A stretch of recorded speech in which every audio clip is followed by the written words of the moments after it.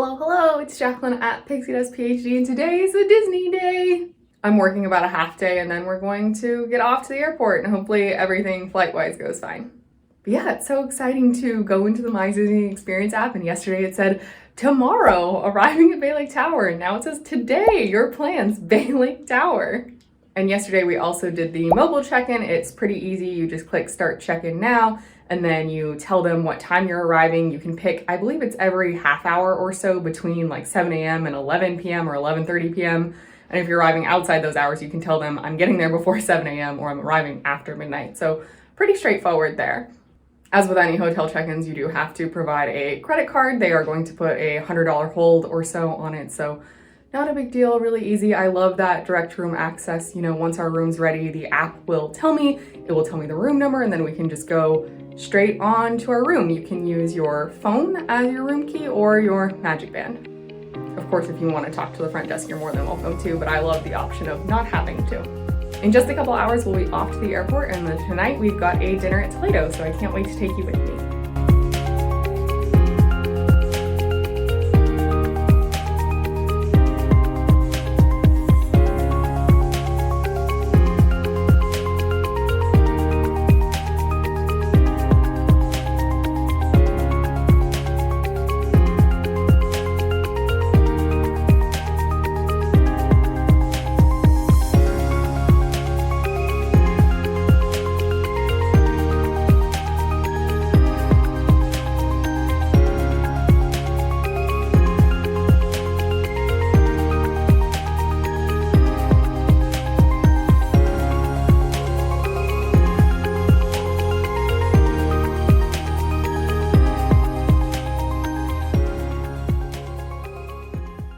Hey everyone, we made it to Bay Lake Tower! So we got here a little bit after 5 p.m., just unpacked and freshened up, and we are off to Coronado Springs. We're gonna grab some pre-dinner drinks and then Toledo. We were assigned our room at Bay Lake Tower at like 3:58 p.m. Check-in's at 4. So, you know, they made it, but it was cutting it a little close. We did tell them we wouldn't be here till 5 though. They originally assigned us a room on the first floor, which just with all the foot traffic and stuff is not our favorite. So we just asked the front desk if there was anything else, and they put us in a room on the 3rd floor. So really happy about that. So far, a pretty smooth arrival day.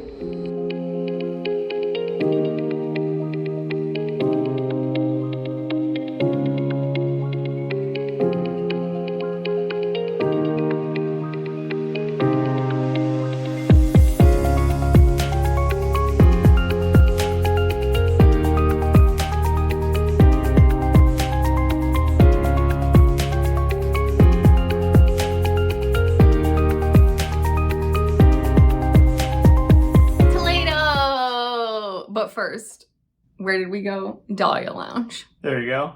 So we got a round of drinks at Dahlia Lounge. I got a tequila daisy. What did you get?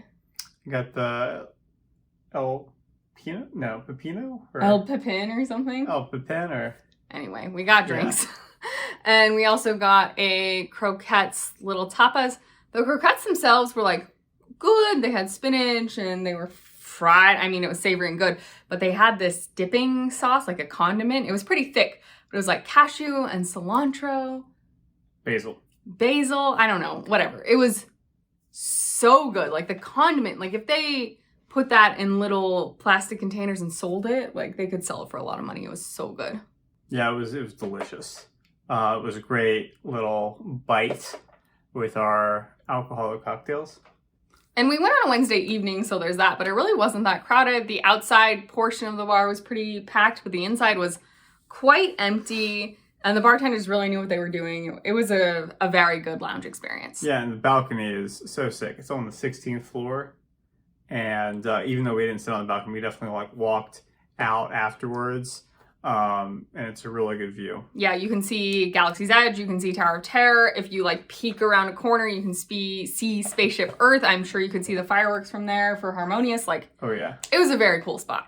Then we went over to our dinner at Toledo, which apparently is not signature dining. I kind of was under the impression it was, but I guess because it's at a moderate resort, it can't be considered signature dining. But it's got signature dining prices, if you ask me. Exactly, yeah. The fact is, like, every entree is like, you know, 30 to 40 yeah, bucks, like mostly. Upper 20s at least. So we ended up doing the chef specialty dinner for 2. So we More got like for 3. It was big. And we ordered a bottle of red wine, which was very good and went with the meal. But yeah, we got quite a lot of an appetizer spread. There were some pintos, of which Adam ate most of them. I did have a bite of the tuna, and I thought it was very, very good. What did you think of the others? They had like these chilled mussels with like this mustard aioli, which was really good. And then, of course, they had the Spanish tortilla, which is like a potato egg omelet situation.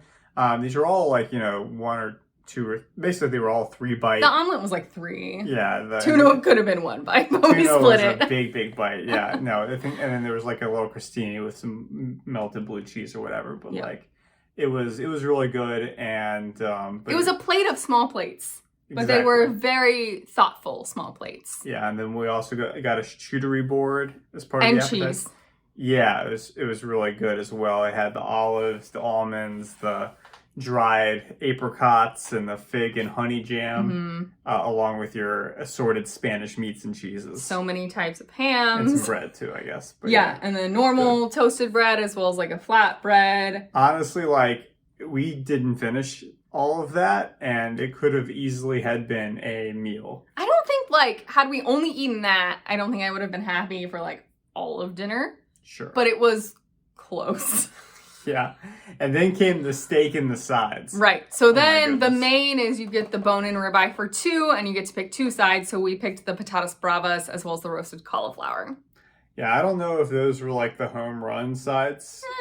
But they were good. Patatas bravas was like legitimately for what you're expecting. I think it was good. The potatoes were well seasoned. They were like small fingerling potatoes, and the sauce they were in was appropriately like red pepper and creamy. So that's fine. I think we're just used to like the DC dining scene where patatas bravas is pretty popular, and there's like a 1-star Michelin restaurant we go to happy hour sometimes that has like the most out of the world patatas bravas. So it's hard to compare. The cauliflower was weird because like the first floret I had was like so flavorful and really well seasoned and spiced, and I was like very excited. And then the next one I had was like, this tastes like blanched cauliflower. Like, I think the amount of char and roast that they got was super variable. Yeah, you can definitely tell like some of the guys got buried in the char. Yeah. But I think overall though, the sides are like fairly well executed. They're good. They're good. I'm not really complaining. They're good. It's just they weren't like outstanding. Yeah, the steak though was out of this world. The crust on the steak was unbelievably both like crispy and super flavorful and uniform. And I don't know how the chefs did it, but it was like chef's kiss over and over. Yeah, it was so good. And the cook on the meat, we asked for a medium rare, and it was pretty perfect. Yeah, and like I think just gotta share that the steak was probably like 2.5 inches thick. Oh my god, it was such a big boy. Which so the steak, so the chef's dinner for 2 with you've got your 2 appetizers, the pintos, and then the charcuterie and cheese board, and then you've got your main of the steak and the 2 sides, and then you get dessert. That's $155, so it's not cheap. But the steak on its own, which might come with the 2 sides, I'm not sure. But anyway, the steak on its own, they sell if you don't get it as part of the chef's dinner for 2 for $110.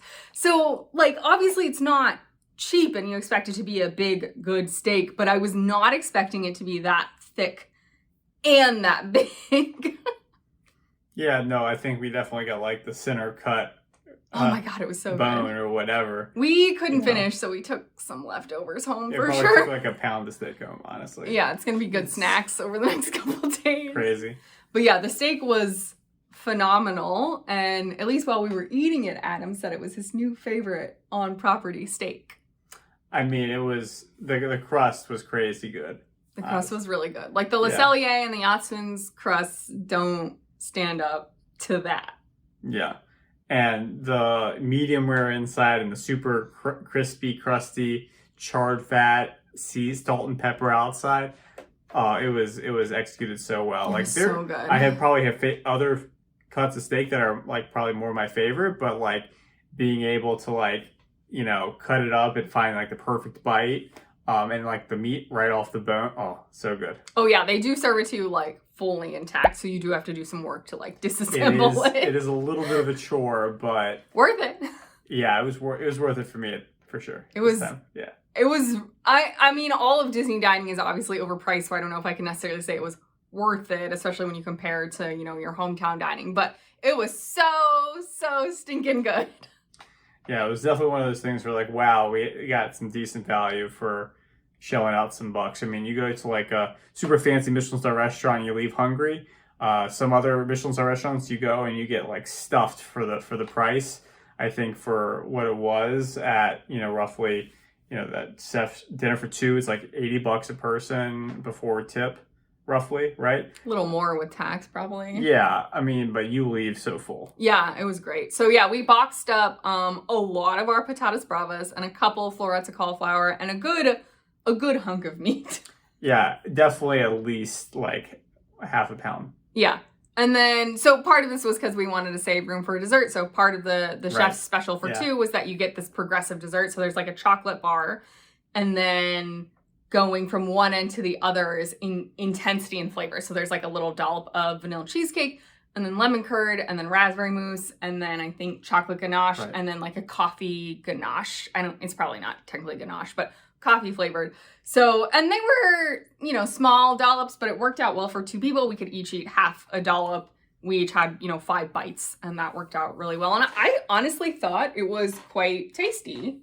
No, it was really good. It was a nice nightcap, helped us finish our wine for sure. And we were so full, but you know, those sweet bites, They were small, they were small. which Yeah, helped. it helped. Neither of us are huge dessert people, generally speaking. Like when we go out to eat, we normally get like a starter to share, and we each get a main, and we get some drinks and we leave. So we almost never pay for dessert.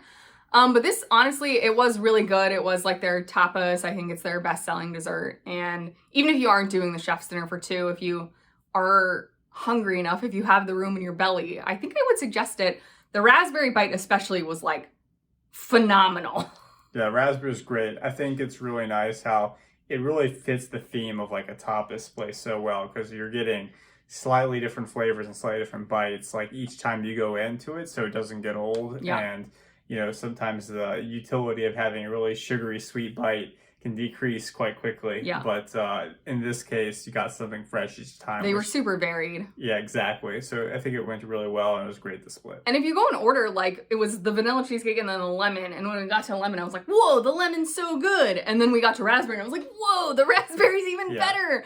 And the last bite was the coffee. And I don't really drink coffee. I'm not a huge coffee person. But I really loved the juxtaposition of, like, the bitter coffee topping with the chocolate underbar. Like, it was so good and very thoughtfully executed and, like, beautifully plated. Yeah, no, for sure. I agree. So we ended up spending about a little under $250. With a bottle of wine. So of yeah, course. we got the Yeah. bottle of wine, and we did do the chef's dinner for two. We did use our Disney Chisa vase, which at the time of dining at least got us 10% off everything that wasn't alcohol. So that's, you know, a little bit helpful there. It is an expensive meal. Like I said, it feels like signature dining. Certainly the quality of service was very high. Our waiter was great. He was attentive but not annoying, which I think is a pretty hard balance to strike in a lot of cases. Yeah, it was always quick to pour us more water or wine, right? Whatever we were lacking. The most important things. So yeah, we had a really wonderful date night at Toledo. Again, the drinks beforehand at Dahlia Lounge were great. We, you know, basically landed at MCO, came over to Bay Lake Tower, walked to the Magic Kingdom, grabbed a bus to Coronado. We were the only people on that bus for a really long time. And yeah, got off at Grand Destino Tower and had a fantastic night. Yeah, we're looking forward to what tomorrow brings, right? Yep, so it's only a little after 10 p.m. right now, but we're about to get to sleep because we do have to wake up, you know, 6:45 or whatever to snag that Genie Plus reservation at 7 a.m. Yeah.